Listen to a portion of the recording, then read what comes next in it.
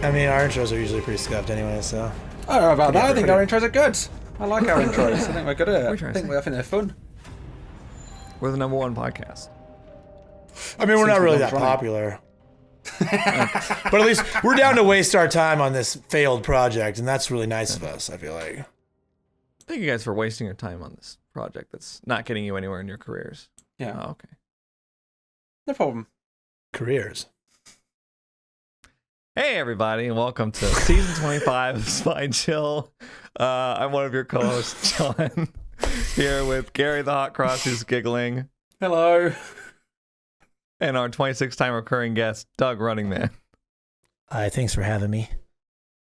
This is a very special episode of Spine Chill, season 25. Whoa, We're all ready. woo. It's our big, long-awaited Q&A session where we're going to be going through... Oh, we should have got party poppers or something. Oh, yeah. That would have been good to have any sort of celebration. Party hats. We'll do that next time. We'll do that for 50. Yeah. 25's nothing. We start off, wait, season 25 adds nothing.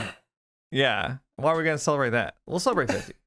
But yeah, we're doing a Q&A session today. We're going to be discussing stuff about DVD, Evil Dead, things like that a little bit. But then we're going to go into Q&A, and we'll go through the Q&A section of our Discord where people have been posting questions for 2 months, and we've been completely ignoring them until now. No, whoa. Me and Doug have responded to that we could. Okay, well, I have too. I was just trying to save face. Yeah, but today doesn't count, John. The group of us. Yeah, No, John, sorry. But you don't get to retcon and be like, well, today I looked at the questions, so I've basically been on top of it with you guys. I've answered questions previously as well. Weeks and weeks ago. Thank you very much. You pluralized that. Yeah, you got receipts for that? Can we get some screenshots? Or you could just look yourself. I don't have to provide them. I don't have anything to prove. So you've got nothing to show. Yeah. We just looked through case closed. Gary, we literally just looked at them from the beginning, and there was I plead the fifth. Oh my god. You know what? Controversy I'm just here. a little too busy. Controversy here in season 25. Yeah. That's what the same way as season that. 20, you know what? I don't know. The same way as season 20. I thought we weren't going to bring that up anymore. We can't talk about I didn't mention the number. Oh, okay. Well. Doug, I don't know what you mean when you say we have scuffed intros. I just can't figure out what you mean. I don't know. I must have just been talking out of my keister. I don't know. I got nothing. I'm glad we rehearsed this one so perfectly to the T so that we nailed it. Right, you could tell these are scripted, right, people? Like, this is just we're just on it, laser focused. We don't just jump on Discord and go live. Yeah, definitely don't do that. But yeah, before we get to the Q&A, we do have some news in ASIM to talk about, starting with the DVD PTB, which was universally praised and well received, right? Mm-hmm. Mixed reviews from what I could tell. Now, I didn't play the PTB because I didn't feel safe. I didn't play it either. You two either? No? Yeah, no, that's honestly, like, I'm back on Steam with, like, the main build, but the last time I was personally DDoS was on the PTB. And I remember people saying the PTB was, like, extra, like, vulnerable to that sort of thing, so I just skipped it. I didn't want to mess with it. Yeah, so, I'm on Epic now for safety purposes. No. I'm just going to switch to... I think I'm going to play on Switch from now on, just to be really safe. Nice. But yeah, so we've got a new PTB. I've been following, I'm sure we've all seen it on Twitter, the DVD Twitter sphere, and YouTube videos and stuff. So I've kind of kept track of roughly what's been going on, as I'm sure both of you have. Yep. Not loved. There's ups and downs. There's like mixed reviews on it, from what I can tell. Like, should we start with healing? I don't know. I want to kind of mixed reviews. Like, who did you see or hear that was saying good things about the PTB? Because, like, for me, it's been like 99.7%. This is a disaster. Please behavior anything but this. I think there was a thing on maybe this is right. Okay, so this is separate. But on Twitter, there was a lot of DVD creators that were describing that they were going to focus on constructive criticism because, you know, good job. We're going to not tell behavior they're just shit. We're going to give them some constructive feedback for once. So maybe there was people grasping at straws to try and find positives, because I've seen people say they don't mind the dead hard changes. I've seen people suggesting that focusing on things like the perk reworks not being too bad. Yeah, I saw people that were, and again, I think kind of obviously we've got the visual terror radius. Yeah. I was just gonna say that kind of like going along with what we were talking about last week. The thumbs ups are there. Like the blood web changes are dope. The visual terror radius is dope, and the people are giving credit there. But like the things that are going to have like an overall large impact on the day-to-day gameplay have all been like very much not accepted. Universally, the healing changes have not been well received, from what I can tell. I've not seen a single person even try to say, no, that's not true. That's not true. There's one. There's one. Yeah. There is one who tried to suggest that this was absolutely fine and was all over Twitter responding to people that were saying it wasn't fine. I don't know what said the name. Because I didn't see that, but is it somebody who is like a serial replier? Yes. Okay. Yeah, I feel then like that makes sense. That makes sense. Never mind. But I was gonna say something messed up, but we'll just save that for after the podcast. That's for the Patreons. Real. But generally, most people have accepted that the healing thing, killers and survivors alike, have united to say this isn't a good thing. Yeah, agreed. Actually, we actually maybe even give the DBD community a little credit for that, because it has been pretty civil overall. It's mostly just being like, whoa, man, like these healing changes are not okay. Like, yeah, that's why I was a little bit surprised when everyone being like, now constructive criticism. And I just kind of thought, what? Like, I know that when DBD do a PTB or something, the feedback can be like, oh, this is awful. But generally, like, the feedback from this time round and last time and everything, like, all seems kind of similar to me. Like, I don't know why everyone was making such a big song and dance about it, personally. But engagement. Yes, that's probably it. Yeah. That sounds about right. Yeah. I did see a lot of clips of the healing thing, of people seeing how long it could possibly take to heal, and they got times upwards of over a minute, I believe. Yeah. I think I saw one where it was like 4 minutes, where it was like everything together was like. Yeah, and this always happens where they show you like the worst case scenario, which isn't going to play out very often. Yeah, if that situation's happening, that killer has a terrible build. You're going to get the gens done. You're going to get out. Yeah, right. But on the flip, I saw a lot of, because I watched a lot of content. I watched Spooky Loops' YouTube video where he kind of highlighted like the way that things are looking, and even with like without the worst case scenario, it's really too oppressive. You know, the idea is to try and keep people engaged and enjoying themselves as they're playing. If they're spending, I mean, I was doing this when I was streaming, because I streamed the game a lot over the last week. I was doing this where I would like do a reset, or I'd reset myself, and then I would just verbally count out the extra 8 seconds and be like, this is how long that heal would have took if there was the PTB base heals. And it's just too much. It was just too heavy-handed, especially when people are able to stack things like Sloppy Butcher, mangled add-ons, Coulrophobia, just right. I think that's what worries me, is like Sloppy Butcher in particular is not out of the meta. Like, people run that now, and adding 50% extra time onto just base healing. Oh, rough. Yeah. Sloppy has always been like fringe meta. Like, it's always been run every now and then. You see it fairly often, and it's getting a huge buff with this that it really doesn't need. And it already was buffed last year with the hemorrhage update, which was already like anti-healing. Yeah. So yeah, that's an issue. I mean, this is gonna be one of those things that they have to fix this before it goes live, right? Like, I suspect that the feedback generally is going to mean they're not going to do this healing change. I don't think that's going to go live. I would be surprised. No.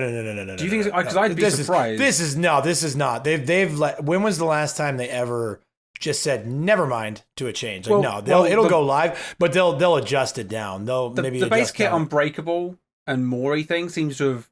I don't know if it's dead, but it's been sidelined. Well, but the difference between that and this is they made it very clear that they were testing something in like the very early. They were like, this is definitely not something we're putting in the game. We just want to test it.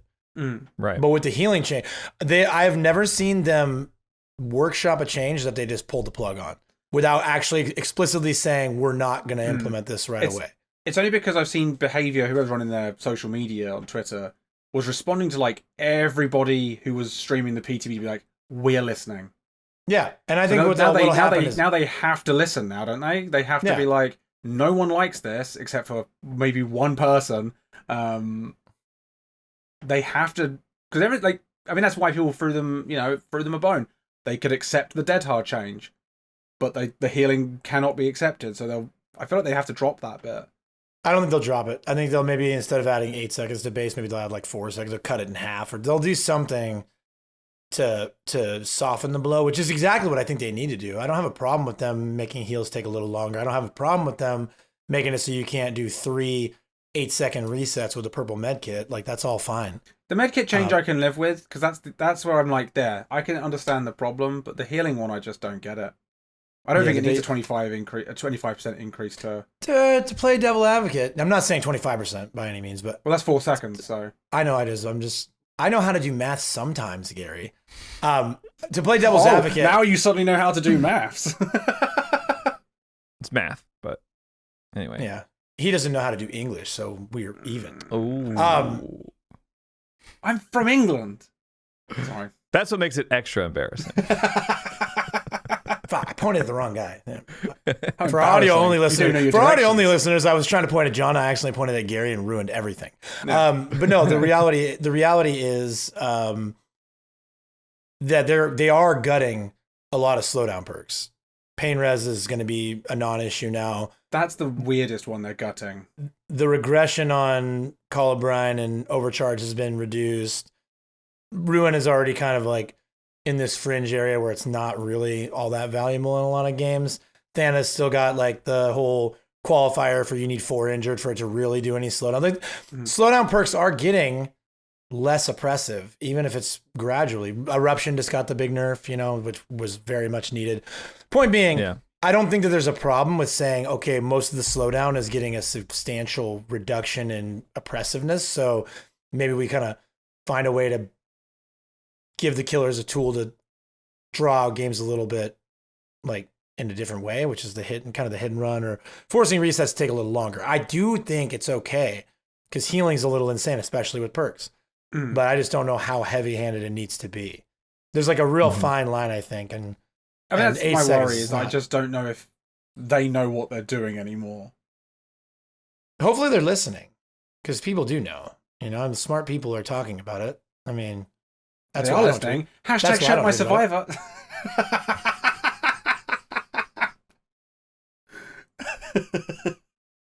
True. Well, DVD PTV in a similar spot to how we kind of figured, right? Yeah, it's also been very buggy, from my understanding. So bad. Yeah. Merciless Storm is completely broken now. Like, when you hit the Merciless Storm skill checks, you lose like 20% of the gen progress for every skill check you hit. Hang on, so do you mean that it's like a consistent drop now? Because it's already broken in the main, isn't it? Where I've missed a Merciless Storm and it's knocked off 20% of my gen, and I've seen other clips of people missing it or hitting it and it dropping the gen completely.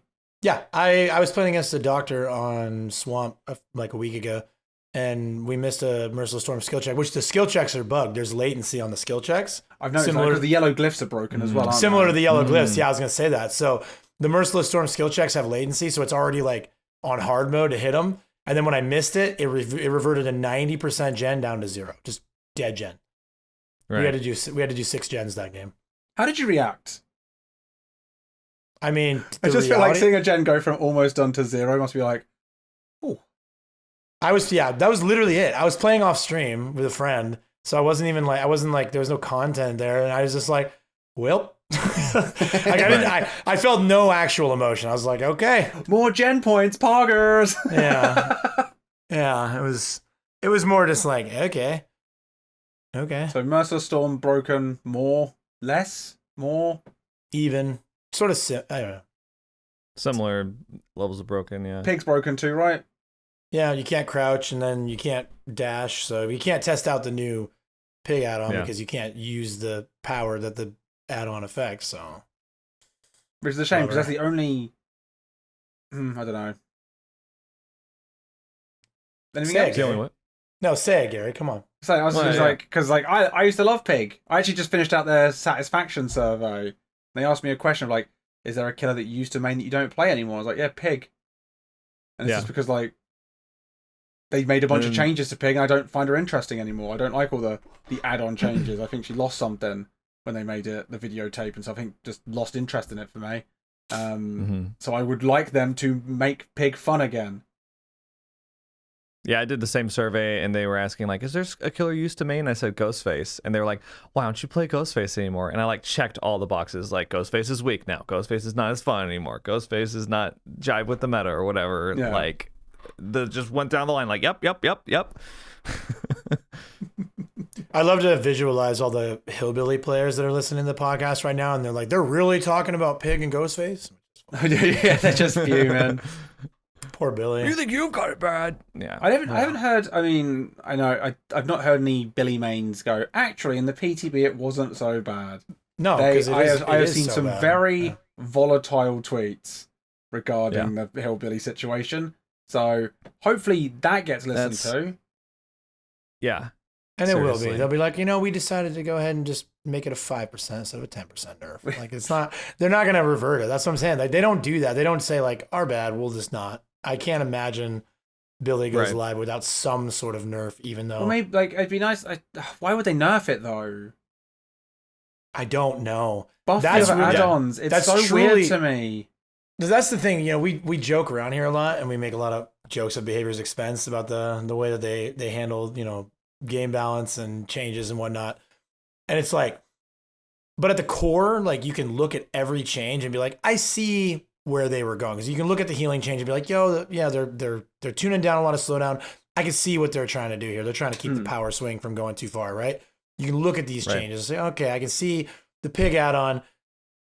Kind of, most people play Pig without doing any crouching. They literally just play her as an M1 killer and only use the crouch like at loops. I only ever crouch like at the start to see if I can get a sneaky grab, and then after that, it's only like a 50-50 loop. Right. And I can see that, them looking at that and saying like, oh, well, we'll just make this, maybe add a little bit more interesting, play style to her kit. But you look at the Billy change and it like makes no sense. Like, there's just no world where like the Nurse, the Blight are in the game. Just insane add-ons on Blight. Nurse, like they must have had some horrible numbers that Nurse was getting light burned a lot, and they had to like take that away just to. Yeah. And you look at the spirit, long-awaited buff to Nurse. You look at the spirit changes and the spirit add-ons, and you're like, Mother-Daughter Ring is still just fine, apparently. Like, there's all these add-ons that are like actually problematic and actually make the game unfun for the Survivor side, and then they like take the Billy add-ons, which encourage suboptimal gameplay, and they're just like, nope, we're gonna get them. It makes no sense. And it's like, so many people are so loud and passionate about the hillbilly. Like, there's whole Discord communities of Billy curve players only, and there's multiple content creators with large followings that only play curve Billy. Like, this is not a fringe thing. It's like this is something that people talk about constantly. The Free Billy movement is a thing that happened. Like, they know that people love Billy. Like, why? The only thing I could think of that is like in line with how they might think about this is that so many Billy mains were bringing double engravings. Like, it was such a high percentage on their spreadsheet or whatever that they were just like, so these are the add-ons that are out of line on Hillbilly. Let's bring them down a peg or two, But that's the thing. Like, that's the only thing I can think of. If that's how they look at stuff, it's frustrating because, like, you can't look at an Excel spreadsheet and be like, okay, let's balance around this. You have to balance around the gameplay. You have to play these characters. Right.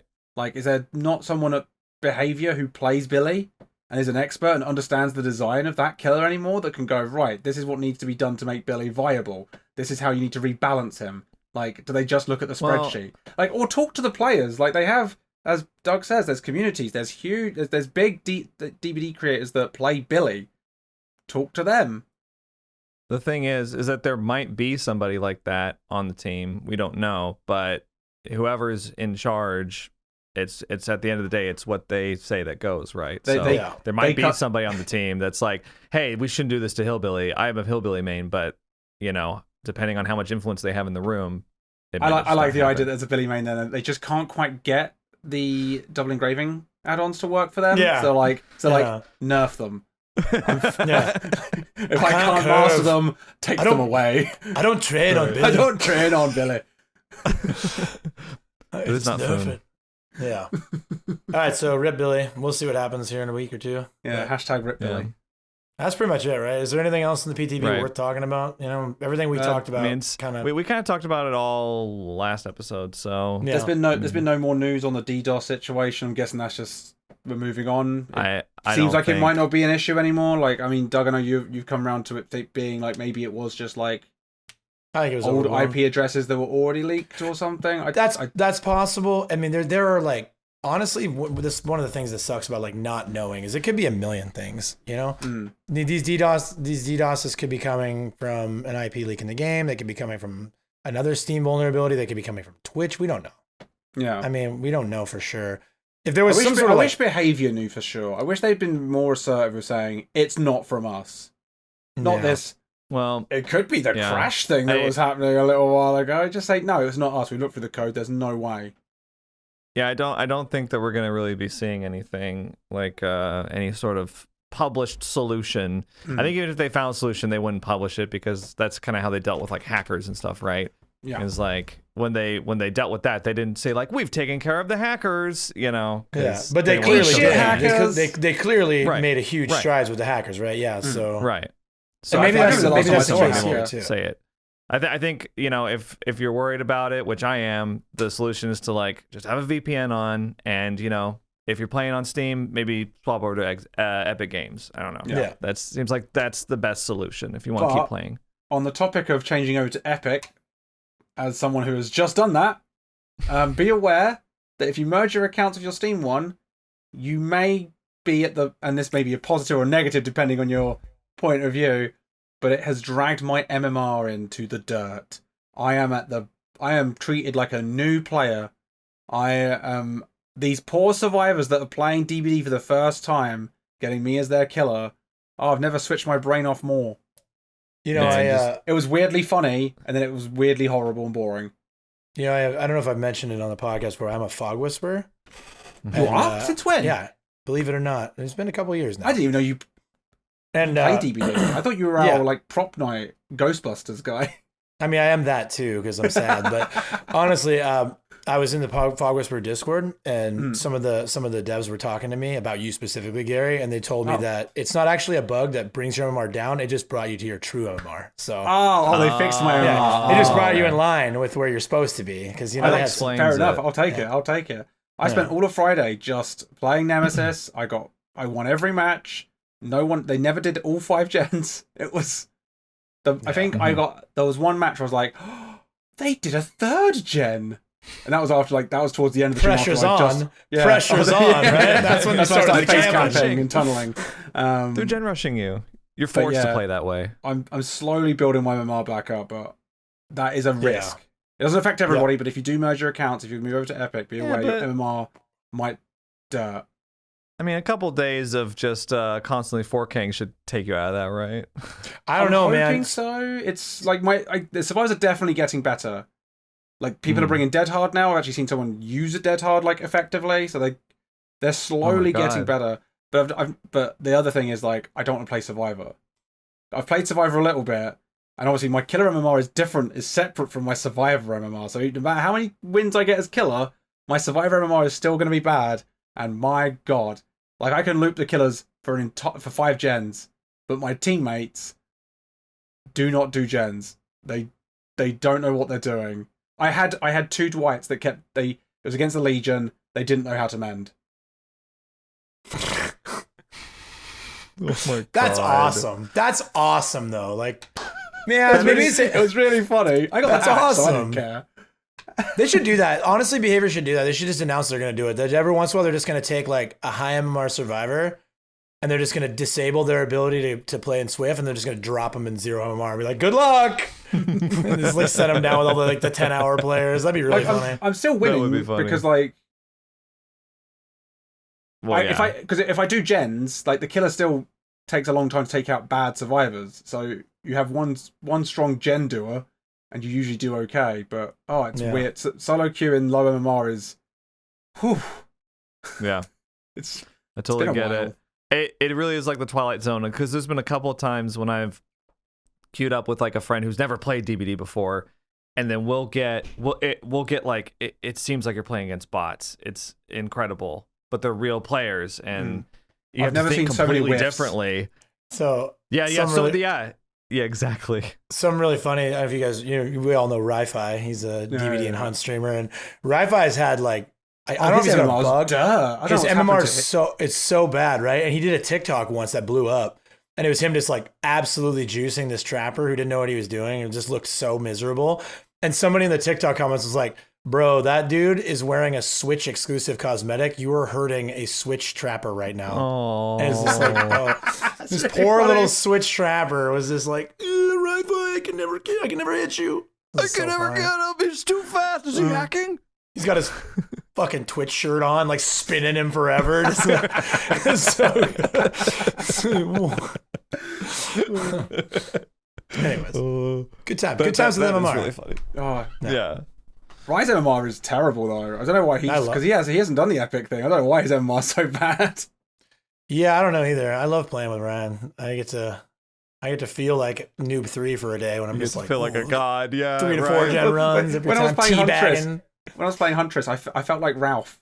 I was just like throwing hatchets, hitting everybody that I wanted, not talking to chat about whatever I wanted to. Oh, it was amazing. Yeah, you just like you hit somebody, you turn around, there's somebody else. You hit them, you turn, there's somebody else. Like So I've got a no Huntress searching, game. no chases. I've got a Huntress game that if I put it forward, I can be in the top 40 for speed runs of 4Ks. Yeah. Gary's just like just lackadaisical, throwing hatches, talking to chat. Meanwhile, these survivors in the game are like, Jesus, she's everywhere. Like, I can't fucking touch a gen, bro. It's so funny, dude. Where I am at all times. He's got to be hacking. Like I'm probably bringing perks they've never seen before. Yeah. No way out. What's that? Yeah, because I've got everything. Are you getting survivors with like one perk? Yes. And it's like rank 1, yeah. Yeah. Survivors that are bringing no perks, survivors that have all got yellow perks. Like they're finally starting to have purple perks now, which means my MMR's definitely going up. Welcome to DBD. Oh, it's interesting. Meet Gary, the sunshine guy of Twitch. Yeah. I'm the pure manifestation of sunshine itself. Ha ha ha. Die. 4K. No mercy. I wasn't no mercy as well. I didn't give any hatches. I didn't care. I was like, no, every kill is MMR. You die. You die. Many people will have to be sacrificed to get Gary's MMR back to. Yes, yeah. I will pave my way back to high MMR with the blood of all of these poor babies. Well, on that note, do we have any other news that we want to hit before we go into the Q&A? a fair amount of ASIM news. And I think we'll probably just touch on some stuff because we have the Q&A today, and then next week we'll kind of deep dive into more of the things that are going on. But yes, that's a good idea. Sounds good. So we should Gary, talk about them. Do you want to talk about VHS first, Doug? Yeah. VHS is fine because it won't take long. VHS released good. That's how I like it with VHS. Yeah, not long. Not too much time spent with it. Yeah, well, there's probably not too much time left, so let's get to it. So the Anomaly is finally live. I thought this was fucking hilarious. So they mentioned in their developer blog like Anomaly in March, right? Yes. And for all of March, we were kind of ribbing them here on the podcast, like when is this happening? And I made a joke like weeks ago, like, oh, they still have like 11 days left in March, John. Well, they released the Anomaly at like 11:58 p.m. Eastern Standard Time on the 31st. Like they literally released the Anomaly like at the last possible second, right, for it to come out in. And I don't know the exact time, and somebody in the comments might. Right, it was very close though. The point is though, they like released this killer like right at the 11th hour. Like we got him out in March, and it's really funny to me. Because of that, the release was like again like 9 p.m. on a Friday Pacific time, the middle of the night. Or 5 a.m. or something like that for UK. Like it was just a really poor time, I think, to release a DLC. I found their Twitter to be weird as well because they kept going like hashtag the thing is, and then there was prattle on some sentence of like, we know what your killer is. Yeah, I don't know why you're teasing it. It's yeah. Someone in my like chat 4 said months that. ago. Yeah, someone in my chat said that. They were like, "Why are they teasing something that's been in the game since December? Like, just release it, you idiots!" Yeah.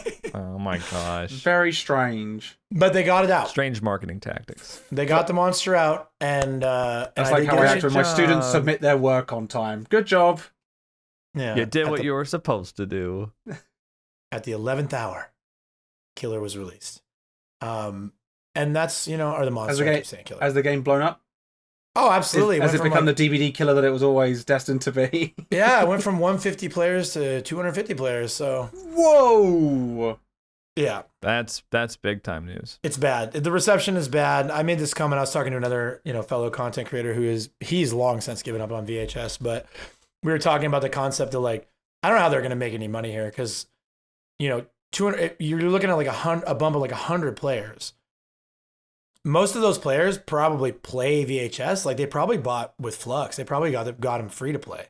I can't imagine they're making a lot of money. Flux is their or Excel. Flux is their right. No, Flux is their like in-game currency. They're Eerie Shards. Yeah, like they're Eerie Shards. You earn them from playtime. But I mean, right. I play pretty chill, and I have like 10,000 Flux right now. When I got on to play, How much is a killer? 24,000, I believe. So it's like not that many. Oh, so it's 24,000. You have 10,000.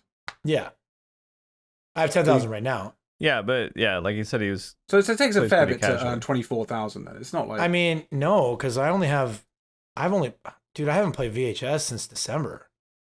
I don't know. I don't play a lot. I'm figuring the people that play a lot. What's that?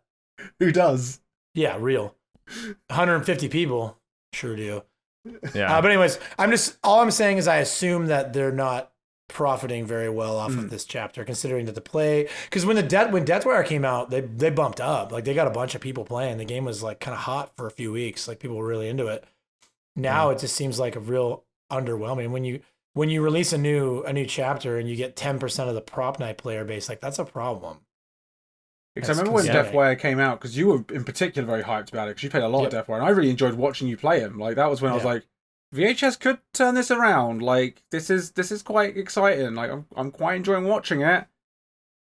I'm not gonna play it because more wins need to happen for me to do that again. But yeah, they didn't capitalize on it. It seems.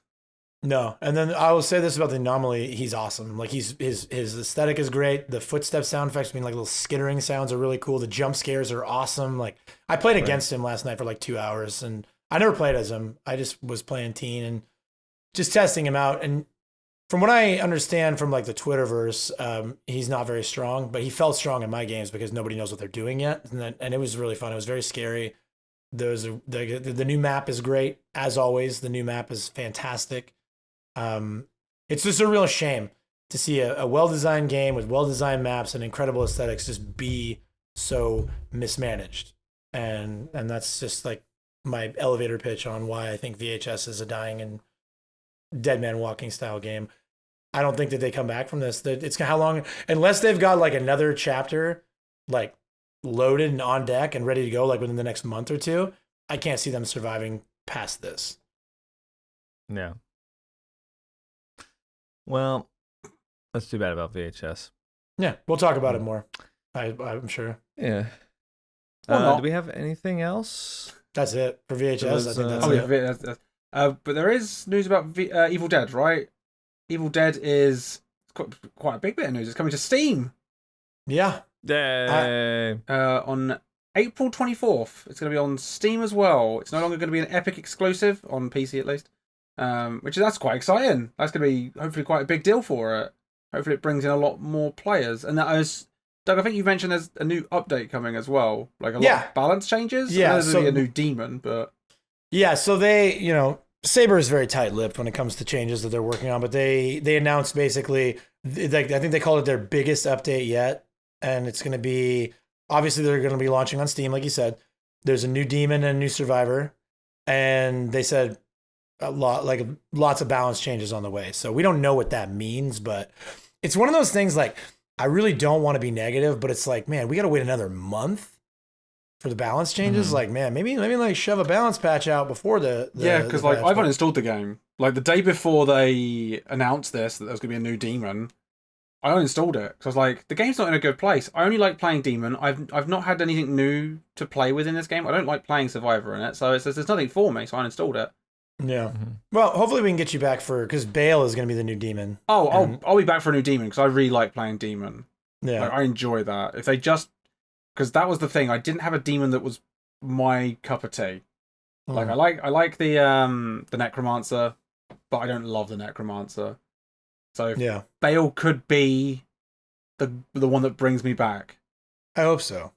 I love the game. It's a really fun game, and I think it's got the best shot to like make it if they can get on top of, game balance a little bit better. And I think the Steam release will help a lot with, because again, they do great when they do like, when they went free to play for that month on PlayStation Plus, like the community was popping. They shown that they're not afraid to take risks. They released a battle royale within the game. I do think there's like a lot to like about it. Plus the Evil Dead license kind of feels like it's a little bit hot right now. Like the new movie's coming out. Yes. Yeah. There's been a lot of like, I guess Sam Raimi and Bruce Campbell have been doing a lot of like back and forth teasing on social media about maybe there's another project involving Bruce coming up. So I don't know. It's kind of one of those like, I'm cautiously optimistic that Evil Dead could continue like to have a pretty good run. Let's see how the Steam release goes. Let's see what these purported balance changes look like.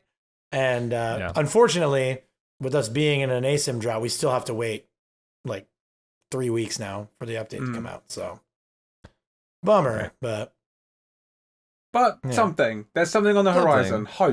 You know what? Hope. Yeah, because we were just talking recently about like, is this it? We haven't heard anything. They've gone radio silent, right? Yeah. And so this is good that we have an update coming up. Yeah. That's great. Yeah, definitely.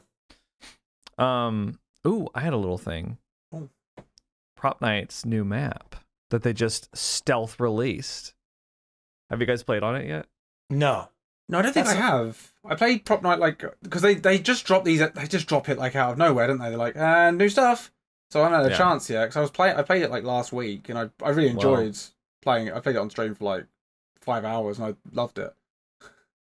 Well, this is exciting for me. I get to be the one that breaks the news. Okay, so they released a new map and we'll just touch on it briefly. We can talk about more in depth later once you guys have played on it. But they dropped simultaneously like the coolest new map that they could have dropped. It's called Kitchen, and the worst one to play on. Basically, the kitchen map is you play Propnight on a kitchen counter. And your tiny little, it's like a Toy Story version of Propnight, okay? That's fucking awesome. Counter. It is awesome, okay? It looks like, as soon as I loaded in, I was like, are you fucking kidding me? This is ridiculous. It looks ridiculous. It's just like, what were you guys thinking? Were you guys, were you like, they're just high and they're just like, yeah, they're just like, let's make them tiny. It'd be great, dude. If we could just play on a kitchen counter, that'd be so dope. Let's make it right now. Let's make it right now. Let's tomorrow. Let's make it. We'll release it tomorrow. Yeah, dude. That's so fucking funny. That's what that's like. But so yeah, it's awesome in that respect. But playing Keller on that map is awful. It's terrible. I tried several times, and the reason is that like you can't cross to the other side of the map because there's a whole kitchen in the center, and so there are these impassable pits in between all the playable areas, and so a lot of shit just doesn't work that works on all of the other maps. Hang on. So, what the other side of the kitchen is part of the game? Yeah. So the How counter do I get goes. there? Well, you can either take the long way, walking across the entire counter, or there's little bridges that go to the island in the center of the kitchen. But the thing is that the survivors can block those off with the walls that Isaac makes. It just makes a horrible experience. I had an awful I had a blast playing on every other map that I played on, but that one was just like... I thought you meant like it'd be like one part of the kitchen counter. You might have the sink. Maybe you can climb up on some shelves that have a bit of height to it. Yeah, I didn't expect an entire kitchen. First thing, I don't have any hard data on it, but it feels like the biggest map, and it might just be because it takes forever to move around. But like, there's there's so much room. You can go to the fridge. There's like a prop machine that's in the fridge. And then there's a prop machine on the other side of the kitchen on the counter. And to get there, you have to come out of the fridge, which there's like steps leading up and stuff. So you have to jump into the fridge, right? So you have to like jump out of the fridge. You have to like cross a bridge to the island where there's another prop machine or two. And then you have to cross another bridge from the island to the counter. And then if you just want to check on that prop machine. So it is a mess. And the worst part is that when it went live, you could just pick up a survivor that you downed and just drop them to their death off the side of the counter. That's really funny. Oh god, they did make this high. There's no way. They did patch it though, because when I was playing it, people in my chat were just like, so I saw it on YouTube. You can actually just drop them off the side and they'll just insta die. You don't even have to chair them. And I was like, what? And then you immediately did it, right? Yeah. I was gonna say, of course, tried to do it. Yeah, but it wouldn't let me drive. So I guess they patched that. But the thing is that the pits aren't just like an invisible wall there. They block all projectiles. So they just put colliders there. Yeah, they put colliders there. So like if you're playing Granny, you can't do like a cross kitchen knife. Which, for example, in fairness, they should be able to very easily patch that because you just tag things and make it so the collider doesn't affect certain tags. Yeah. You can't do like the katana blink with Maddie. You can't do that. That must be awful. Because that would make her like you have to take the bridges because she's quite a weak killer. But if you make that would make her like a strong killer for that map. Yeah. Cool. I'll be interested to see if you guys play on it. What your thoughts are? This week, I promise. Gary, we're definitely playing on that. Yeah, we're doing it, Gary. Yeah, we have to. I had a great time with the game. Other than playing killer on that map, I had a great time. It was awesome. I heard that you can die as killer too if you fall in the pit. Like it kills you. Really? Yes. Yeah. What? Because one of my favorite games is Toy Story 2 on the PlayStation 1. Like I love that game. So I just have to experience this now because I just want. I imagine playing Survivor on it is fun. I didn't get to. I had like 3 killer matches in a row on that stupid map. Yeah, I didn't get to see it as Survivor. Yeah, when I played Propnight on stream, it made me killer a lot. Yeah. I think the player base is needing more killer players in Propnight, and I think it's obvious why if you played killer on Propnight. But like any killer mains that complain in Dead by Daylight, try playing some Propnight. Go play killer and Propnight, and then complain because Jesus Christ. You think DBD is bad? I played a match on that kitchen map as Maddie, and I got stunned 17 times by one player. And then they giggle away, don't they? They just keep giggling. And they did win, ha-ha the entire time. The ha-ha emote. Ha-ha, ha-ha, ha-ha. And when they win, like, when survivors in DBD don't leave through the exit door, it's so much worse in Propnight. It's so much worse. Because if you try to push them out, they just start bonking you. Yep. They were like waiting on top of the doors and shit as props. Yeah. I'd come over and be like, let's just get this over with. So I'd hit them. I'd get bonked. And they fall. And they know exactly how many. They know exactly how many times that they can bonk you, like because you only take like 30 health per hit or whatever. So they're just like, they know exactly when to leave. Yeah. Insane. It's still fun though. It's still fun because it's so ridiculous. You can't get too angry at it, but yeah, right. Yeah, I can't wait to try it. Maybe I'll even play tonight after I got stuff going on, but maybe I'll play tonight.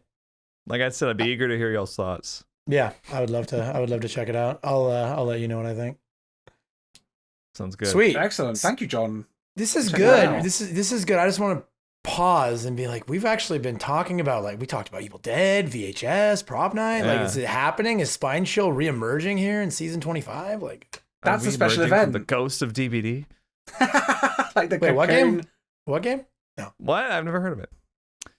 Well, so if we're done with the news and discussion segment, we actually have a Q&A to get through. Way! We're going to be going through the Q&A section on our Discord, and we have... Which if you haven't joined already, by the way, the link to the Discord is in the description below. True. It's always popping off in there. We've got a new art channel, which there's some incredible artists in our community. Mm-hmm. Yeah. You guys need to step it up. The Project Playtime channel does not get a lot of traffic. If you guys could step that up, I'd appreciate it. Yeah, we need to do our audience is too old. Channel. Probably. All right, so we'll start off with a hard-hitting cue. This is from Suvien. Okay. After placing her in the D tier, Would John Wolfe ever play Meg again if behavior rebuffed her abs? Doug, what do you think? Huge. Huge. What do I think? Okay, so I gotta become the mind of John Wolfe. All right. Mm-hmm. I would say overwhelming yes. Yes, that is correct. You guessed it correctly. Ding, ding, ding, Yeah. ding, ding. So does that mean I'm a co-host now? I would do it. No, that's not. Did you see your let's pump the t-shirt brakes on last that. week, Doug? Yeah. I put it on. I put it on myself. I looked at it as a...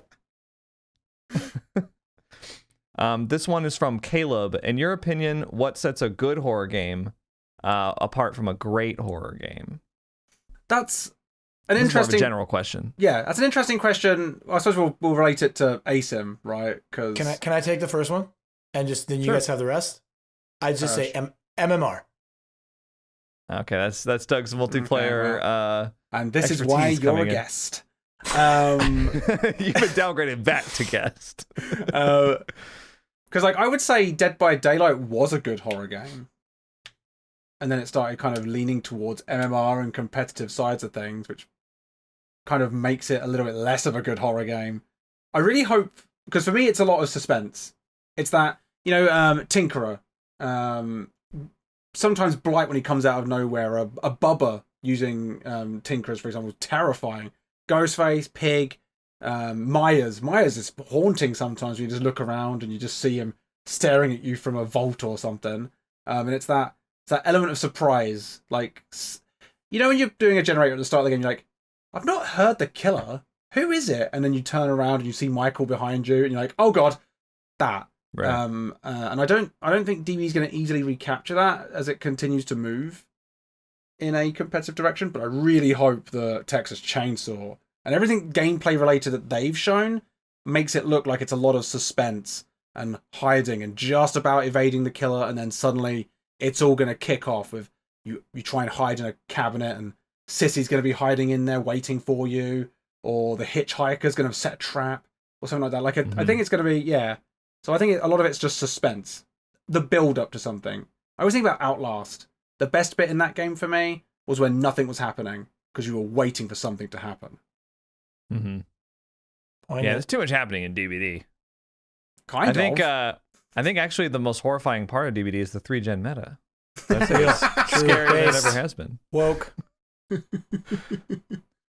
This question is from Sadace. What game mechanics would you add or alter when it comes to DVD, if any? For example, I've seen suggested, and they go into a suggestion of like a generator parts scattered around the map that you have to get and install into the gen before you can start working on it. Like That's just Monstrum. as an example. Yeah, like Monstrum 2. Yeah. I think it's one of those. You can take it, John, or you want me to take it? No, you go ahead. You go ahead. I think it's one of those. Sounds great in theory, but the execution is probably just going to be a massive flop. Like, unfortunately, I don't know if those of you guys who have been around for a long time. There was a blighted event that happened years ago where you had to go and you had to get like blighted serum out of little pustules on the map, and so it was one of those things where you had to do that before the end of the match to get progression in the event. So it was that little sub goal rather than just doing gens. I did not lose a killer match during that event. Like that little interruption to the game flow just caused such a massive amount of slowdown, massive amount of confusion. I just don't think, again, as Gary talks about a lot and we all mention a lot, the game moving in a more competitive direction means things like that just don't fit the DVD vision anymore. And I just don't ever see that happening. As fun as it would be and as interesting as it would be, I just don't see it happening. Yeah, I lean towards, I don't like them messing with the core loop. I think Dead by Daylight, it's one of its greatest strengths. I actually have a YouTube video, I think one of my first videos was about how strong and how good the core loop is in Dead by Daylight. Do 5 generators, open exit door, escape. Killer, hook survivors 3 times, kill, don't let them escape. That's it. Simple, you know what you're doing, get on with it. Or you can just hook them once if you want. Oh yeah, face cap. Yeah. But I wouldn't be against them adding some variety in the satisfaction survey. They almost implied they were looking into doing more modes, so I wouldn't be against I got seeing some some questions collect about the that too. parts or something like that in a different mode. But Yeah, agreed. See, I think what I would add back to the game are the importance of totems. I feel like that's hugely missing right now because there's no like meta hex perks that are being run, and they've, with this latest mid chapter, Boon Circle of Healing is all but completely useless. So people just don't interact with totems anymore. And I thought it was a nice side objective. When you want to take a break from working on gens and holding down M1 for a minute. I used to play anti-totem Leon. I had his build was all about just getting rid of totems, and I was like, I'm a useful team member because I just go through, and in the first 2 minutes of the match, I've cleansed all 5 of them. Yeah, and then you don't have to worry about Noed because it was more common back then too. Yeah, but now I don't bother. So usually it's like there's a hex at the exit gate, and I'm like, I'll just get an extra 1,000 points. Then I'll leave. Well, it's like, you can toy around with like experimental game mechanics. Like, what if we added a generator part that you had to install first? But it's like we already had it and it worked, the totems, but then it's like they're just being completely ignored now. So I would just like to add them back. That's what I would say. There you go. Yeah, I mean, that's a good point. I support that. Oh, I like the next question. Ooh. Next Robin question asks, is from Robin. Yeah. Big question. Hatless Running Man for 1 episode when? He's thinking. Either maybe that could be like a season 100 celebration. I'll think about it, and that would be for free, or for payment. When I'm announced as a co-host, I'll do a hatless stream, a hatless podcast episode. So never. I'm pretty sure. Like, I haven't seen much push for you to be a co-host in the comment sections or anything. I mean, if you're listening and you want Doug to be a co-host, feel free to put that in the comment section, and feel free to tell us for the first time. Yeah, if anyone actually is interested in that, but generally I've not seen it. I think I'm going to check out of the conversation and start making alt accounts on YouTube. I'll be right back. Here's a question from Seal Queen. What sort of customization options would you like to see come to the game? For example, maps had a set theme that made gens, hooks, and gates look different to that realm. That's awesome. Actually, I would love it if there were like offerings you could do to like change the way that the map looked. Like maybe like Halloween, because there was like VHS did this where they had like special versions of their maps for like the holiday for like Halloween.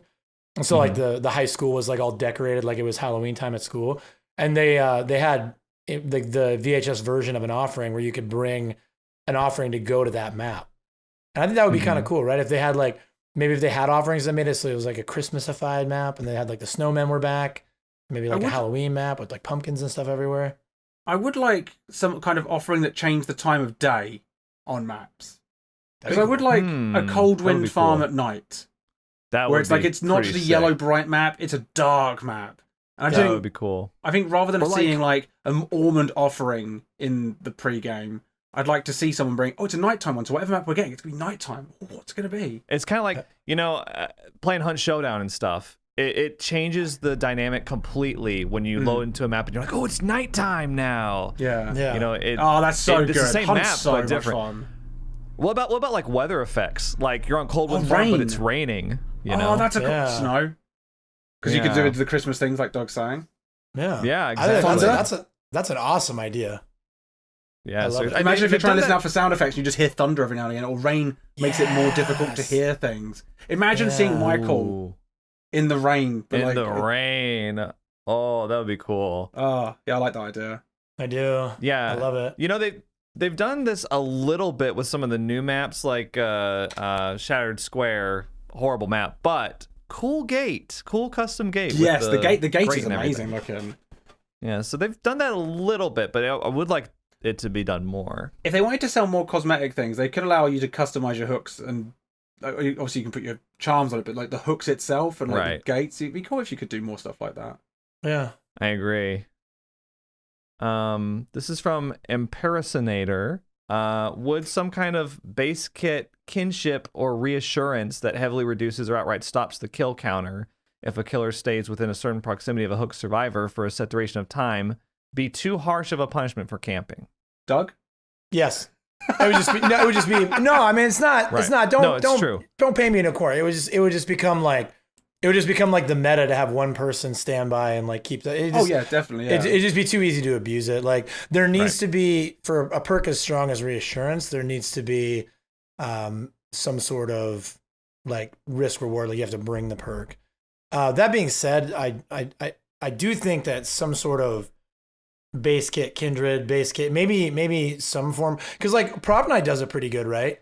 Where it pauses the chair timer if you're like a certain distance from the chair. Right. So the killer has to like kind of like give you a chance to save, basically. But I think that like having it be as harsh as something like reassurance may be a little too strong. I wonder if I'd like it if like after 20 seconds, if the killer is still in a set radius, it just flashes them a little bit.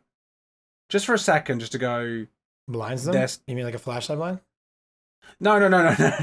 Just stuns them. I mean, like you know when you see them on like Kindred, like it just goes 20 seconds later, they're still there. Like, I'm a big supporter of base kit Kindred in general. I think base kit Kindred should be in the game. Yeah. I think that if somebody's face camping, everybody should know about it. Always. I agree. And then they get to make the decision if they want to just bang gens or if they want to go and play the trade game. And I know people will be like, well, it's just too strong. I don't think it is. I don't know. I think maybe I'm a bit like, because since John said recently, you know what I miss? Camping and tunneling. Because we're in this 3-gen meta now that I just don't see the issue with it. Like, I'm just like, yeah, you know what? I miss being camped. I miss being allowed to die in these games. Yeah, that's the thing too. It's like I think they asked this question in January, and so it was long before. I think even then it would have been a little more relevant because now, I mean, we've been progressively like every month moving more and more into a 3-gen meta. So I've been seeing less and less camping. It's funny, isn't it? And we just get worse problems. It's like, oh, you know what? Right. Camping and tunneling aren't a problem anymore because we've got hell now. Well, at least you get it. Yeah, right.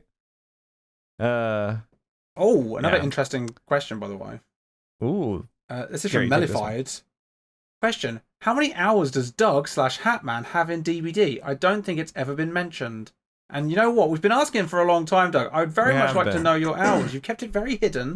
True. Are you willing to finally tell us? I am. You know what?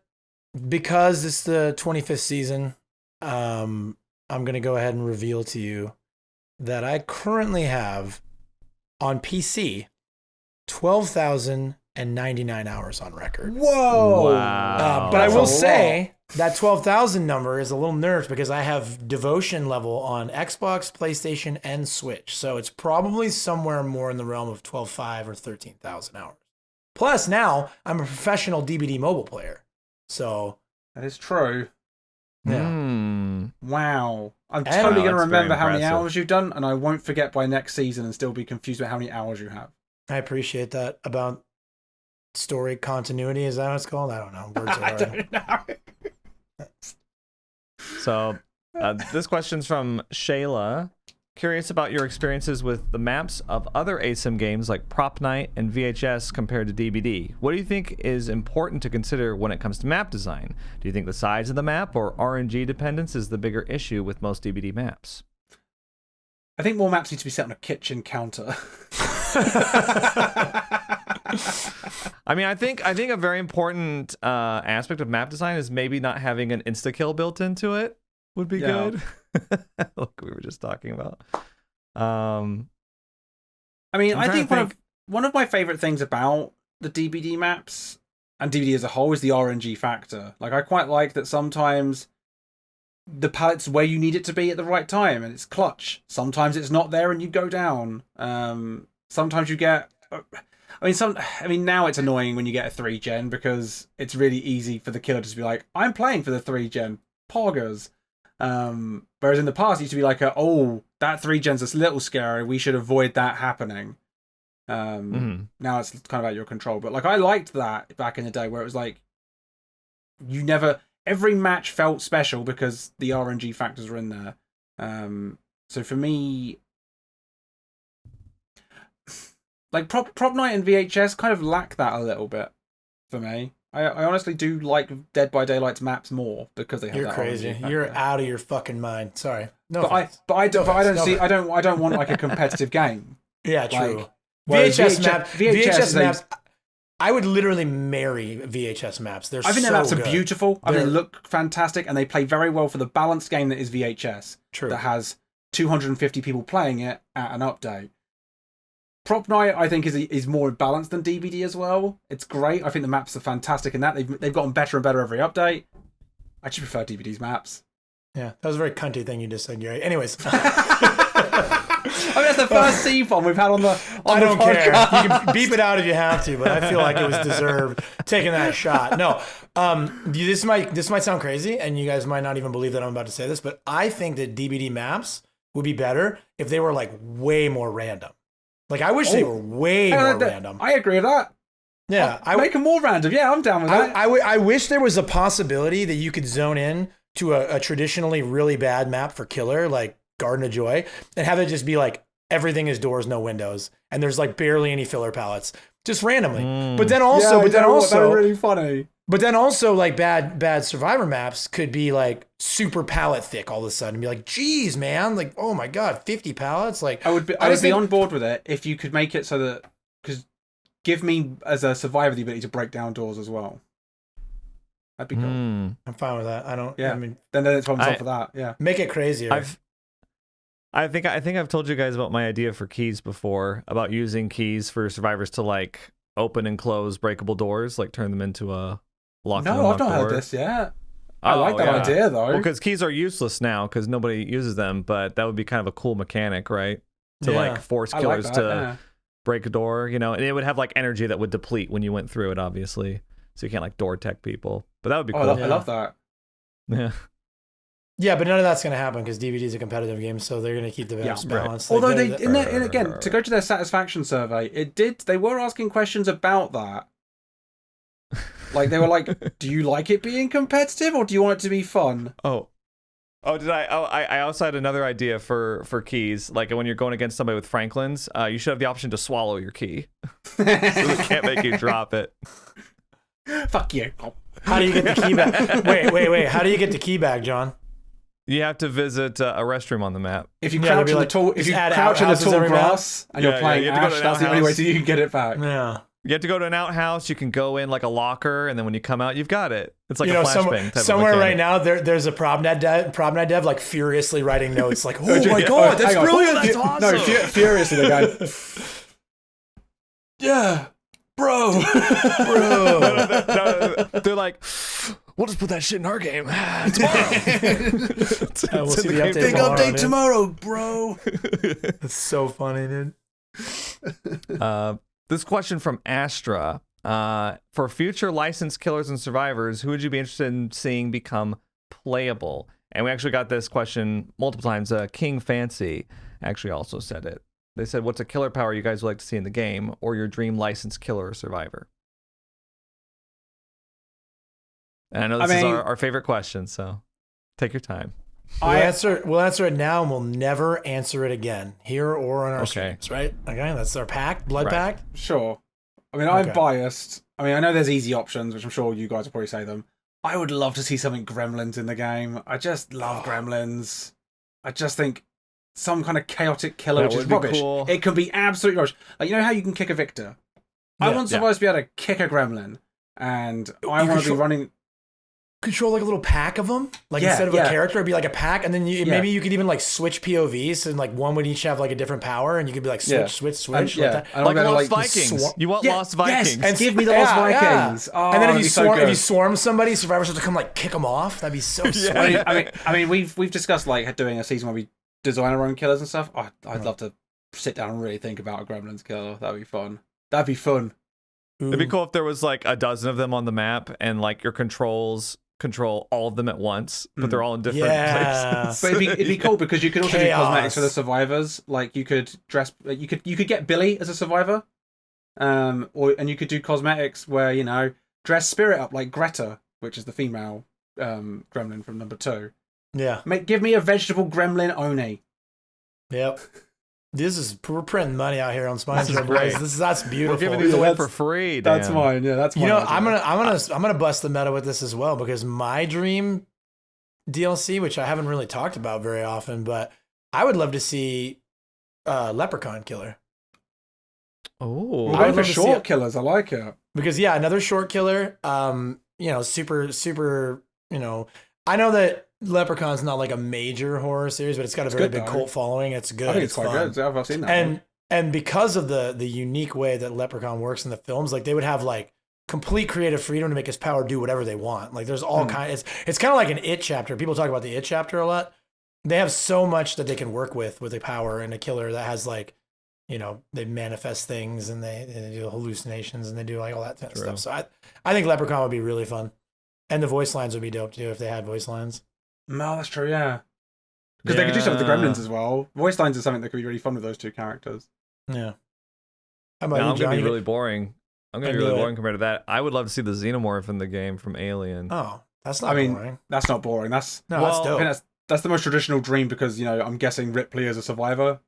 Oh yeah, gotta have him. I mean, that would be so cool. I mean, I don't know what exactly you would do for the xenomorph. You'd have to have like vents, which would be easy on indoor maps, but on outdoor maps, I guess they'd have to have some kind of, you know, like the jigsaw boxes for the pig. You know, you have to have like a little.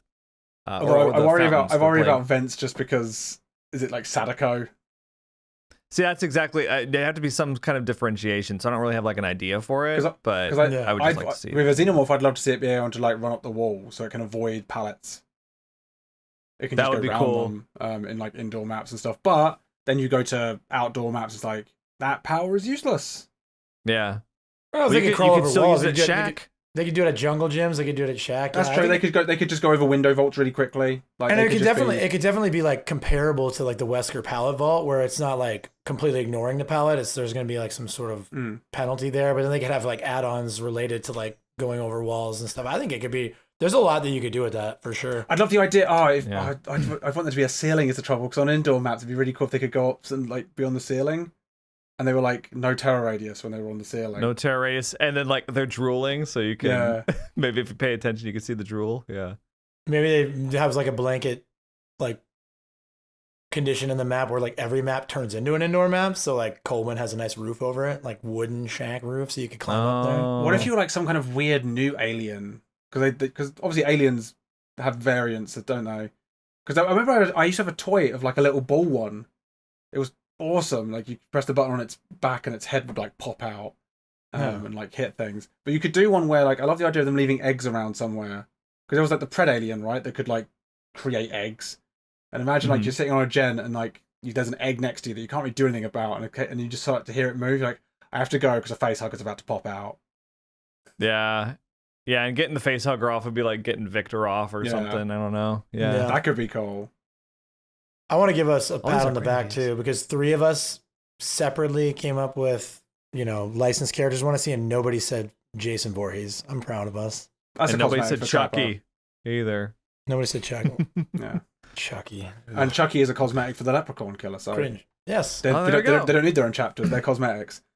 Well, actually, Gary, Leprechaun's a lot bigger than Chucky in the canon. So I don't think that would work. Next question. This is from B Donkwe. Do y'all think they should add legendary skins as full-fledged survivors, just minus the unique perks? No. And I think no. No, I would like them to make it so that if you leave when you have a legendary skin and you leave that as your selected cosmetic, I'd like if it changed the icon, the icon card. The player icon, right? Yeah, that'd be nice. I mean, it becomes difficult for Stranger Things with like Jonathan Byers, because I don't think they have the ability to do that anymore. But for everyone else, like the Resident Evil ones, they could. True. Yeah. Yeah. I mean, that makes sense. That'd be cool. I just don't want more stuff to spend blood points on. Don't they already do that in game? Don't they change the icon of the legendary skins, or am I making that up? Mm-hmm. Yeah. Okay. So they could do that on the main menu too. Yeah. Or in the lobby. Yeah. Because like I don't think they need to have like their own characters, because it's already messy. There's already a lot of characters. Yeah. And at that point, like, you know, when you've got all the when you've got all the perks unlocked, I mean, that's basically how they are already, you know. Yeah. And what happens, like, because if I click on the legendary, say I click on Claire, or Sheva, for example, and then I change the cosmetic to Jill. Like, I don't know, like it feels like it's a confusing thing. It'll break something. Yeah, exactly. Probably make Merciless Storm stop working if I had to guess. Yeah. Ruin will probably break. Here's a question from Metho Rossi. Question: if you guys were all competitive survivors, would you have called the podcast Dead Hard? that was actually one of our original ideas, wasn't it? To call it Dead Yeah. Hard. Yeah. Because we were thinking of names, and Dead Hard was one of them. We were looking through like perk names, and we landed on Spine Chill because we liked it. If we'd gone with Dead Hard, we could be like, oh, they've nerfed us again, bro. Yeah. I think there already actually is an inactive podcast called Dead Hard that somebody made. So I think it was already taken, but it is a good name. Now it's just dead. Wah, wah, wah, wah. This is from Vij. I'm curious to know what our hosts would think would be the most ideal DBD map. So, Doug, you said this one out. Yeah, I don't This get to is answer. from Yeah, I was Gary. just gonna say the same thing. Yeah. What do you think, Gary, fellow co-host? Coal Tower? Oh yeah, we gave that That's one our an S tier. That's our S tier map, isn't it? Yeah. But no, I think I mean, yeah, like I Coal think the Tower real to me is answer the most. I think the real answer is probably Garden of Joy. What do you think? Are we in alignment on that? Yeah, Garden of Joy I quite like. It seems pretty fair. I agree. I'm glad that we could all be on the same page for this one. Or like old Eerie of Crows. Old Year of yeah. Or old yeah. RPD maybe. You know, before do you remember the PTB RPD where the stairs had 2 pallets? Yeah. Yeah, I kind of prefer I think that one. That's my ideal map. You guys having Right. No, I'm having, Yeah, having a good time? I'm having fun. fun? We're You guys having having food? food, even better. Smash or pass on killers and or survivors. do they mean like a tier list? I don't Is know that if what that we can means? do Or that. are they saying, Could would you we rather bang the survivors or the killers? We can't I talk don't know about if this we- now because this is actually a really good future tier list. I feel like we could get some good content out of Smasher Pass tier That's list. true, yeah. Okay. Maybe that is That'd be season a tough one 30. to agree on, I think. I think that'd be funny though. Us arguing Yeah. about it. That's true. Yeah, Eugene it is so clearly more ridiculous. attractive than Jill Valentine. Yeah. Are you saying you wouldn't smash the hag, bro? Are you kidding me? Anyway, You want to get electrocuted by Trapper in bed? Oh, Doctor rather? I have Trapper as well. Both at the same time. Fuck it, Gary. Go crazy. Yeah, fuck it. This is my imagination. This is your fantasy, Gary. Do what you want. Don't let your dreams be dreams. So here's a question from Helen SD. I would be interested to hear what the Spine Chill chaps think of the idea of behavior sorting the perks into categories and then having restricted perk slots. For example, killers have 1 gen slowdown slot, 1 hex slot, 2 aura reading slots, or survivors have 1 exhaustion slot, 1 repair slot, etc. This is something you've discussed in the past, and I've definitely heard you talking about it before. Yes, yeah. I actually really like this idea because, I mean, like we just said last week, a lot of the issues with DBD come from perks stacking too much. You know, Call of Brine by itself, fine, but Call of Brine plus Overcharge plus Eruption is a problem. Sloppy Butcher by itself, fine. Sloppy Butcher with Thanaphobia, Colorophobia with these new healing nerfs, it's going to be an issue, right? But if you have restricted perk rolls, if you will, it kind of takes a lot of that trouble out, and it lets you be a little bit more creative with your builds too. So I don't know if it's like a permanent change that they could do, but I think they could definitely experiment with it. Yeah, I love it. I'm not against the idea. I do worry that the way behavior would end up categorizing things, it might, I don't know, like just certain perk combinations might get, you know, kind of thrown to the wayside because they'll categorize things in a weird way where it's like, oh, it's a bad example, but you can't use head on and quick and quiet anymore. And it's like, yeah. I think, they would have to take some adjustment. Like, it wouldn't be just like a one and done scenario. I do like the idea specifically of like 1 hex slot, because like imagine loading into every game as Survivor, like knowing that there's a hex totem. Although, what do you do with Undying? I suppose what you could do is you could have categorized ones, and then there could be some that are just open. They're not categorized. You can take as many of them as you like. There's not like a because then Undying is safe from the hex situation. Yeah, so that could be done actually. I don't hate the idea. I think I actually really like the idea. The only problem is that there's so many perks that trying to categorize everything. And then like one thing I like about it though is that if you do something like that, then you're able to like maybe stop nerfing perks so much, like let perks be really strong because there's only one of them kind of thing. Yeah. I will say one other negative to it is it does potentially move it again into the competitive balanced way. Whereas, Doug, you were just saying about, like, having like chaos around the maps. Sometimes I kind of like the chaos of perks, and like it's it's a nightmare to deal with. For example, sometimes when they bring all slowdown, you figure it out and you still win. It's like, I don't have to worry about no Ed because they've already revealed all their cards. They went for a boring gen kicking build. Totally understand what you're saying, but I had a really cool idea. Okay, go for it. So you know how the emblem system has 4 categories. So what if they base the perk slots on those 4 categories? Like you bring 1 Lightbringer perk, or you bring like 1 Chaser perk or whatever. That could be a way that they kind of tie it in. That could be kind of cool, just thematically, I think. It's tidy. Yeah. I like that from like a... It is, keeping things nice and organized. Yeah. I think it's a great idea, and one that I would love to see them expand on more. I'd love to play that PTB. Far more interested in playing that PTB than I am. Here's shit healing. I would play that PTB in a heartbeat. Like that's like a mid chapter written all over it, right? But I would totally play that. Same. Yeah. But yeah, I totally get what you're hearing. I totally get what you're hearing. I totally hear what you're saying, Gary, about like, because there are potential problems. They would definitely have to finesse it to make it, not be too restrictive. But I think overall it's a good concept. I think it could be done though. I don't think it's like impossible for them to make that work. Yeah. Agreed. All right. Meat Moop asks, what would your guys' thoughts be on a stat screen at the end of a match of DBD? Like showing how many seconds spent on a generator, seconds spent in chase, number of heals, number of hooks, etc.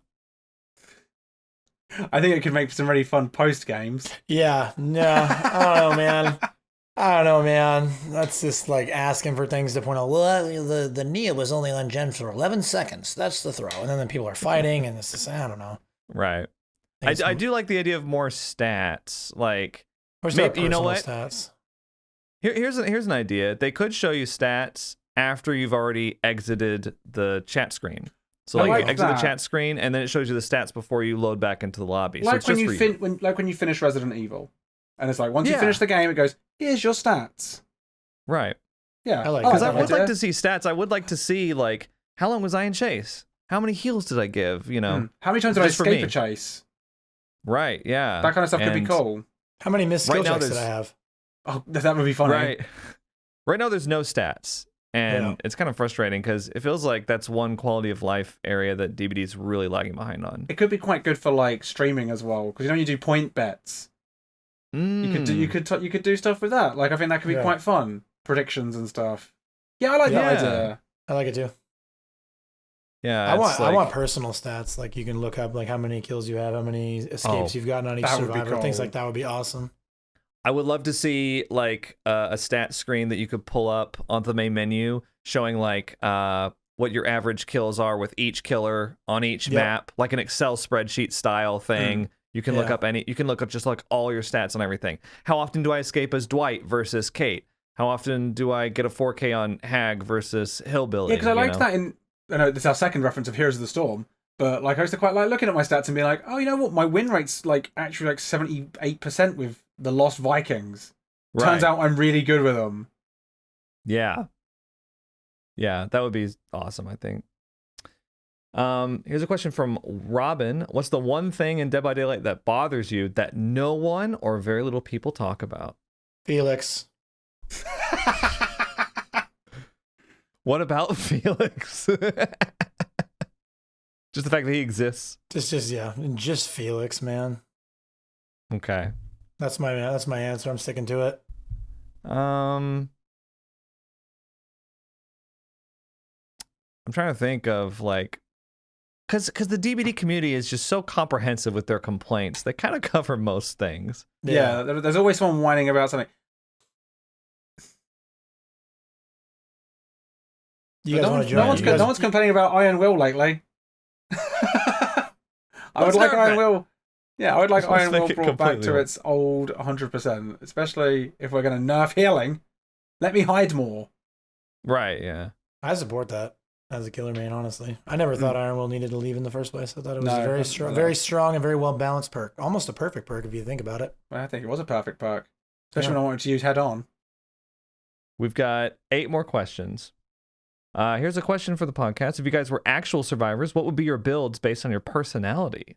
For example, mine would be Blood Pact, Guardian, Head On, and Bond. I would bring Flashbang, Head On, Quick and Quiet, and Blast Mine. I would go with Slippery Meat for sure. Oh, God.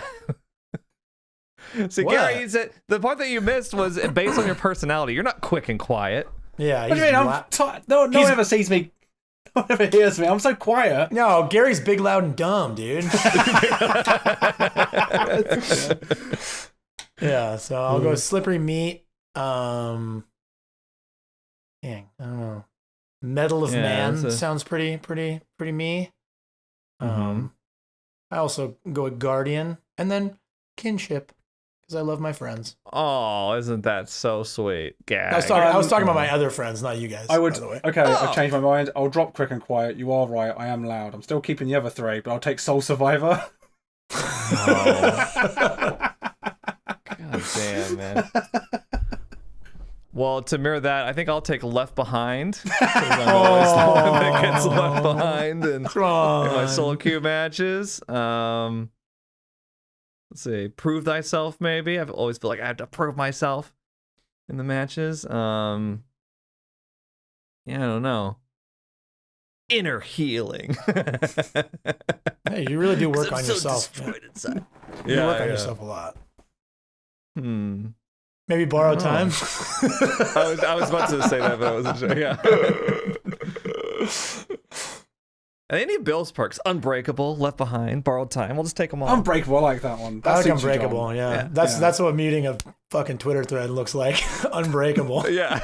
Yeah, exactly. 1,000 quote tweets. Haven't even read any of them. Unbreakable. Here's one from Wormy. Gary, what color should we expect next? Hair, right? Yes. What else could they possibly be talking about, Gary? I don't know. I'm actually gonna do a sub thing next month to let people kind of pick my hair color. Oh, okay. So I was what color would you two like to see? you know. Orange. Orange? Why orange?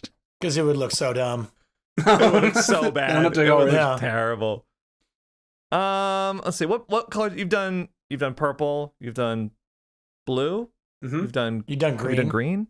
He's done green. It went a little bit teal. I haven't done proper green yet. And you've done I blonde. quite like the idea of emerald green. I miss the blonde. I miss blonde, Gary. How about hot pink? Yeah, I could see that Like one. highlighter pink. Yeah. So then I've had like Vom Jin's color separately. You know, you could do both. Why not both? I have thought about that, but it's like such a decision. Like, I'll go back to university and I've just got blue and pink hair. I mean, if it looks as good as you say, it should be no problem, right? No, that's true. I will look pretty Vom good. Jin pulls it off, yeah. All right. Helen SD asks, with Tools of Torment being the latest chapter to not be leaked prior to the PTB, do you think part of the backlash comes from the community letting their imagination run wild? No, I think it sucked. Real. I think the backlash was I think it's terrible. just bad. I think there's.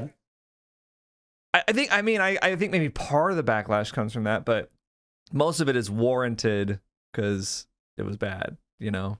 So I think it would be wrong to characterize it like that. I will say the teaser made everyone go, oh, we're getting like a robot killer? And then we got, she likes anime. Her parents are manga artists. Like, I don't know, yeah, she's just not a very fun chapter. I mean, like, the reason the meta like stinks is because we got the knight and everyone was like, oh my god, and then the next killer was like, oh, it's somehow worse. Yeah.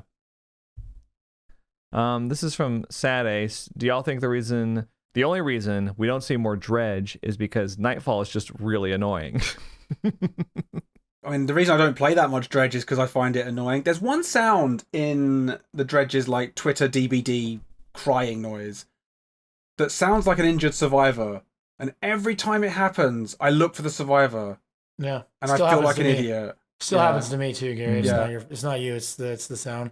I think the Dredge is played pretty commensurate with like any mid to upper mid tier killer. I don't think it has anything to do with Nightfall. I think it just has to do with the fact that you have people that play only S tier killers. You have people that play only the ones that can 3-gen really well, like Knight and Skull Merchant. And then you have a very small percentage of players that are just playing like whatever they vibe with. And so I just think that like Dredge mains just people that vibe with Dredge. I really like Dredge. I think he's one of my favorite killers to play. I think Dredge is great. If they could just make it less annoying to play for that sound effect, I would play Dredge a lot more. I'd also like them to tone the darkness down a little bit still. I'd like it to adjust based on maps, because when I play Survivor against Dredge, I don't enjoy it. So it makes it tough for me to play it, because I can't help but be like, I hate this. Yeah. Yeah. I can see that. We've got 4 questions left. Oh. Robin asks, do you think matches should be time limited, kind of like in Propnight? We just spoke about this last week. We did. Yeah. We did say that there probably should be some kind of time limit. I did have a thought, and I don't know. It must be like a bit like, does Evil Dead do this, where you get more time when you finish objectives? Yep. So does Propnight. Propnight's clock goes up when you finish Prop Machines, and Evil Dead, every time you finish an objective, it goes up. So DBD could do something similar to that, where like for every gen you get done, you get more time. Because the endgame collapse has a timer on it, so like that's covered. It could be, They'd have to make sure that they allow for long matches, but not matches that are being held hostage or. Yeah, like a match should. I still don't think a match should go longer than like 25 to 30 minutes. Yeah. It should end in a draw or something. It should just be like, you all lose. You all should have played the game more. I think that has to be the case. It has to be you all lose, because if there's one of the sides that wins from that, then surely that side will stall the game out when they're losing and then force the timer. Right. So I think it's already got an hour time limit on the lobby. The lobby closes after an hour. If you do that, though, you do have the fear of like survivors, crouching and hiding in lockers in the basement and stuff like that. So if they did that, I'd want them to adjust crows. Yeah, they would have to make some additional adjustments with the time limit, because then we would go from like being stuck in these awful 3-gen matches 40 minutes against a Knight as Survivor to being stuck in these matches as Killer, where you're like, I can't find anyone. Yeah, because I've had it happen. I had two grumpy fuckers on the swamp. Mm-hmm. Just they dressed specifically to blend into the environment as much as they could. I think they were Jake or something, wearing his like dirt clothes, and they were just hiding around the sides of the map. I couldn't find them. I eventually got them, but it was like a 45-minute match. I had a match just a couple months ago where I was playing. I think I was playing Bubba on the game. I can't remember, but I killed 2 people, and then the last 2 people just hid in lockers the entire time, and it took like about 15 minutes for me to catch him. I did catch him, but I was so angry. I slugged for the 4K. I did. Good. I did it because I was like, in my swamp match, I did the exact same thing. I slugged. I was like, no, I am going to find all of you because you've wasted my time. I'm petty now. When they do that to me, I bleed them out on the ground. You want to waste my time? I'm going to waste your time, buddy. Yeah. I bleed them out. Fair enough. Yeah. Yeah, you don't want to play? Then fine, don't play. Yeah, we can do this. It's the same as when the guys run to the corner because he can't hook him. I was like, oh, that's what you want to do? Okay. Yeah, that's bleed out. Yeah. I'm going to go break doors and pallets. Yeah, I'm going to put music on and hang out with chat. Yeah. Here's a question for Gary and Doug from Wormy. Are you guys in love with each other? Because I'm here for it. Yes. Yeah. Yes. You don't have to finish the question. Yes. Okay, there we go. Love you, best friend Doug. Love you too, Gary. Here's another one from Helen SD. In a couple of the early seasons of the podcast, you had some guest stars. Other than fan favorite recurring guest, the Hat Man, have you considered any other co-guests? No. Fuck them. No, we've got other guests that sometimes we're just kind of waiting for the right situation. For example, Lynxie's been begging to be on the podcast for months now, but every time I've offered it to her, she's like, "Well, I'll do it when there's a twins up there." I'm like, "Why do you want to do it? You're a hag main." What? Has she really said that? Yeah, sure. Because Lynxie tells me a different story. Lynxie's always asking me, when am I going to be on the podcast? I've definitely asked her, and she was like, "No, I'll wait till there's like a twins update because one's on the horizon." Maybe it's because like back then she was hopeful that the twins were going to get an update. Maybe now she's caved and gone. Can I just please, sir? Can I come on the podcast? Because I keep telling her, I was like, well, Gary says you're not allowed until there's a twins change. Well, Linksy, leave a comment in the. I mean, if I had it my way, we'd have Linksy on right now. Linksy would be joining us for the Q&A. She could be answering the questions. We could just be sitting there chilling out. Can I ask a question? She could be like our intern, our Spine Chill intern. Who the fuck is Linksy?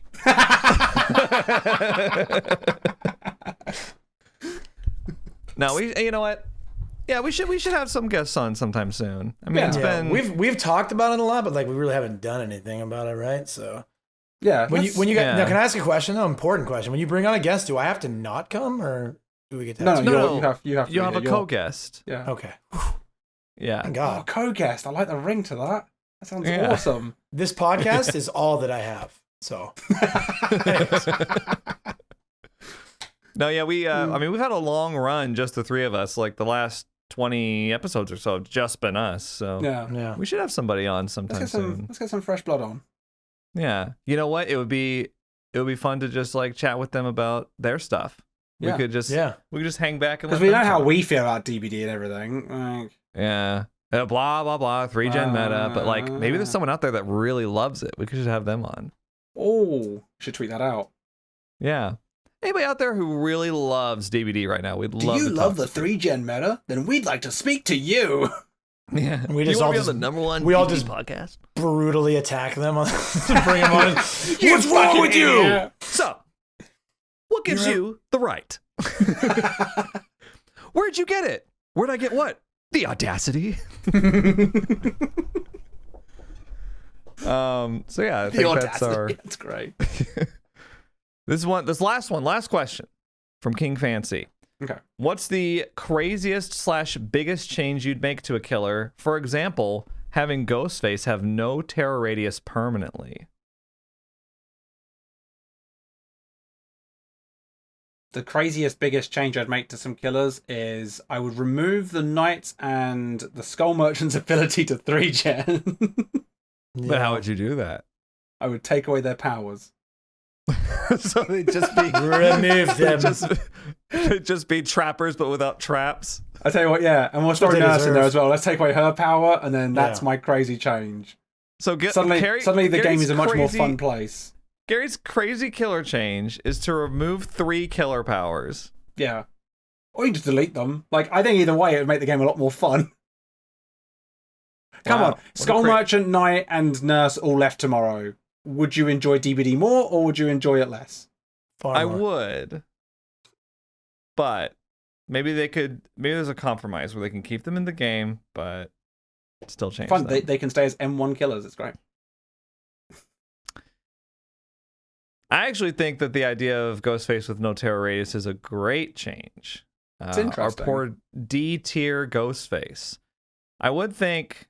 Here's how I would think about it, and this is just off the top of my head. So like, okay, so no terror radius Ghostface, so he's always got his power on.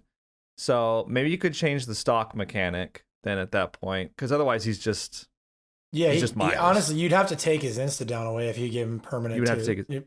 If you gave him permanent stealth, you'd have to take the insta down away. What if you made it that when he stalks survivors, you make it really easy for him to stalk them or something, a bit like Myers kind of can. A bit more, but when he earns it, rather than insta downs, he loses his terror radius completely. That would be I was just thinking, yeah. So what if like the more you stalk them, the smaller your radius got, and then like permanently, and then every time you hit them, it goes up a little bit, but like less than it goes down. So it would just be a constant. It would be like a constant big and smaller, like growing. Oh, that's awesome! Yeah, so you stalk them to make them lose their terror radius. Yeah, and that would honestly kind of fuck with them more because when they heard the terror radius, they wouldn't know how close you would be. Yeah, it would be like it could be anything from a few meters to like full. They would not have any idea. That would be awesome. Oh, I love that idea. That would be so cool. Fuck it. That's awesome. Yeah, that's do that. Change. Thanks, Gary. That was a really good. That was a really good initial idea that I made good. Good job. Thank you. I think we worked really well to make that together because it was only when you were saying some dumb shit and I rolled it to be something good, Like I rolled it in glitter, and then you finished it off. It's perfect. And this is why we're such good friends. That's why I love you, Gary. We'll talk about this after the podcast. After the podcast. Well, speaking of which, that is our last question that we just answered. Doug, Doug did not have anything that you would do crazy to kill us? Oh, sorry. I felt like the Ghostface one just kind of overall. Yeah. Like I'm just on board with that one. I think that's great. There's no. I would have done something boring like you could make it so that the nurse has to play by the same rules as the rest of the killers. That'd be kind of poggers. Okay, well, what do we mean in the middle then? Like, we'll do the Ghostface thing, and we'll kill Switch, Nurse, Knight, and Skull Merchant. Everybody wins. Yeah, it works for me. Fuck it. Sure. Fuck it, let behavior sort it out, right? Yeah. Fuck it. Yeah, it's their game, isn't it? It's not ours. We're not getting paid. So. Yeah. You guys aren't. Oh. No, just Kappa. That's Kappa. I don't get it. I just get ourselves. Juicy spinal news. Can you bleep that out? Can you bleep that out on the final run? I'm about to get canceled on Twitter, dude.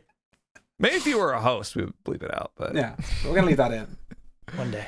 Breaking story. Yeah, but that's the last of our cues for the Q&A. Thank you everybody who left a question in the Discord Q&A text channel, and if you continue to put them there, we'll at some point get to them in a later season. We had a great time answering those. Actually, that was really fun. They were some really good questions. Yeah. Excellent questions. Very good. All right, everybody. Very good. Very good. All right, everybody. Well, this has been possibly the best season yet, right? I think so. I think we've done a fantastic job. We just keep topping ourselves, just over and over. Oh, stack it like a chocolate sundae with just more layers over. Like what's more? Here's some fudge. Here's some brownies. Yeah. It's just good. Yeah, we're at 7 save the best for last stacks as far as I'm concerned. We're about to get our 8th. Oh my god! And Next the obsession's dead. What? Yeah, permanent stacks. Are you guys done? Like, never. True. Never. All right. Well, signing off. I'm one of our co-hosts, John, and here with Gary, our other co-host. Hugs and kisses. Hugs and kisses. Only to our fans of Romania, not to everyone. I forgot about that. Oh no! It's only to the fans of Romania. Sure, John. Yeah.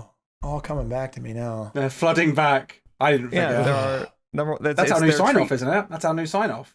It's their treat for being the #1 fans. And our 26-time recurring guest, Doug Running Man. Thank you for having me. I'm not going to say hugs and kisses this week. Oh, but I appreciate every last one of you. Doug, I think you did a great job this week. Thank you. I appreciate that. I feel like I sucked last week. I'm gonna be really honest. I just saw like last week my energy was low. I was very like, I don't know. I think this week it was a return to form, and maybe that co-host application will get approved this time.